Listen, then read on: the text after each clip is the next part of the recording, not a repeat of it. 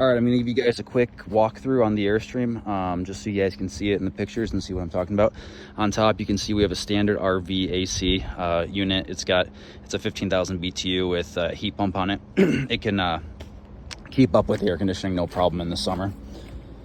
If we go inside, let me unlock this.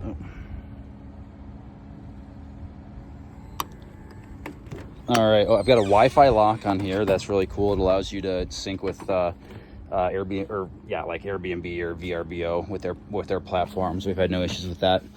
Coming inside, I've got a standard like bench seat here, and I've got a table that drops down, and you can create a second bed here. I've got the sofas under the bed in the bathroom or the bedroom. We normally only rent this to 2 people at a time, but people have stayed in it. 4 people have stayed in it before. Everything in here is LED lighting, so I've got LED lights all the way down and then into the bedroom. So I'll show you that when we get in there. Coming around, I've got a TV in here, and then we have the electric. It's an electric oil-filled radiant heating, so it's 120 volt. 500 watt heaters. They're tied to this thermostat. There's one here and one out here, and one in the bedroom. Sorry. So you have dual zone. You can power. This thing stays in 20 degrees in the winter here. It'll be 90 degrees inside if you want it to be. Coming around, I have just a standard apartment fridge. This works perfect. Everyone loves it. You can put tons of stuff in it, and it looks nice, you know, compared to an RV fridge. This is standard like housing cabinetry. We have like 30-inch cabinets that we actually store stuff underneath here. This is the hot water heater. It's an instant hot water heater, so you don't have to worry about it's tankless, so you don't have to worry about anything freezing in the winter, and everything is on demand. So right when you turn the water on, the hot water comes on, and you can see it. There's a controller in the bathroom, and you can set the temperature. Right now it's set at 122 degrees. And it'll just set the water exactly as you want it on the way out. Moving along, I've got an induction cooktop here, which you can use, that everyone uses. I haven't had any complaints about it. Anything that's a magnetic panel, work on it. Oh, I also have the microwave in here as well. So there's power for a microwave and space under there, all the appliances and whatnot.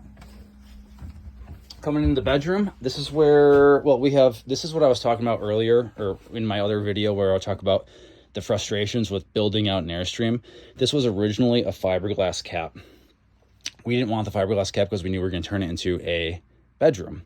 So we had to go and create, each individual panel is aviation grade aluminum that we had to cut individually, rivet together, and then anchor around the window and then onto the other sheet metal in the Airstream. There's not a lot of anchor points in an Airstream, so it was a lot of work. It took us about 3 weeks to do this, and we redid it 3 different times because we didn't like how it turned out. We did the same way in the front as well. Here's that other zone of heating I told you about. 500 watt heater. Electrical panel, I think it's a 125 watt panel. We only have 125 amp panel. We only have 50 amps that we're using in here right now. So I'll show you outside. It's got a standard 50 amp RV hookup. The door opens and closes. Make this room private if you need to. In the bathroom, coming in the bathroom, we've got a standard porcelain toilet. I'll show you the plumbing outside in a minute. But everything is just like at home where you just flush it. There's no holding tanks. You don't have to worry about coming out and servicing those for someone that stays for like 4 or 5 days. Especially in the heat here in Arizona, holding tanks start to smell bad fast. Coming around, I've got a real tile bathroom in here. This is like kind of like penny tile. They're octagon shaped, but it's really nice. We get a lot of rave reviews about how nice the Airstream looks, and this is how the shower works. Coming around, I've got I guess a barn door. You could kind of say it's just a rolling barn door to close the bathroom off. It's kind of a fun feature. And then that's really it on the inside. If we go around the outside, I'll show you the rest of the Airstream. Back here is originally on the 1971 Airstream where they had the access panel for the toilets, the holding tanks, all that kind of stuff. Since we gutted all that stuff, we actually just sealed that off with a whole new piece of aluminum, and it works out really well. Same here, there was a panel that we closed off. This is how the plumbing works. You've got a direct entry from the toilet and the shower coming out of here. And then you have for the, or I'm sorry, that's the shower right here. This is the toilet. And then also the other sink is tied into this one as well. It's really nice. We've never had to change anything. It drains all of it on its own. Propane, this is what heats the hot water heater.